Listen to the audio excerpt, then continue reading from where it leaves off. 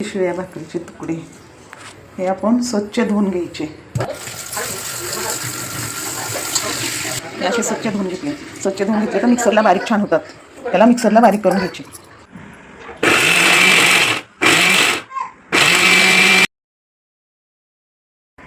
हे असे छान असे बारीक वाटून घ्यायचे म्हणजे पोहेसारखे बनतात.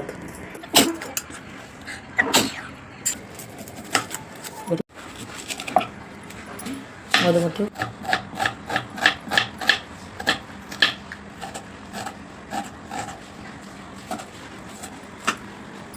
मिरच्या बारीक कापून घ्यायच्या.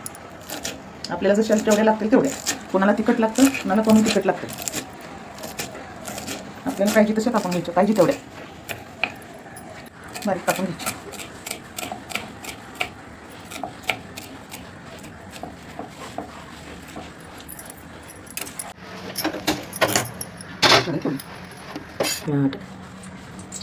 मोहरी, जिरे, कापून घेतलेला कांदा लालसर होईपर्यंत भाजायचा. आबडधोपड ठेचून घातल्यावर खमंग वास येतो. आपला कांदा लालसर झाला आहे. आता मिरची टाकायची, नंतर कढीपत्ता. चांगला असं परतून घ्यायचं. ते टाकून घ्यायची. थोडीशी हळद. हे सगळं मिक्स करून घेतलं. सगळं भाजून घेतल्याच्या नंतर बारीक वाटलेले तुकडे टाकायचे याच्यामध्ये.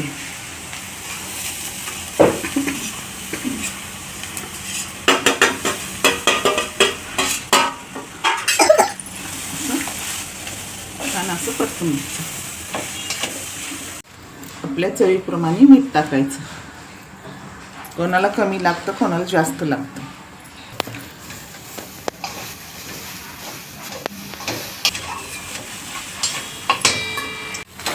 शिळ्या भाकरीचे खमंग तुकडे तयार.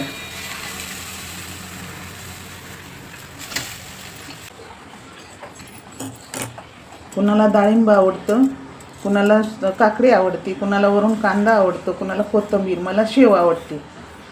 खूप स्वादिष्ट आणि खूप सुंदर लागतात. हे शिळ्या भाकरीचे खमंग तुकडे तुम्ही पण असे बनवा आणि कसे वाटते ते मला कमेंटमध्ये नक्की सांगा.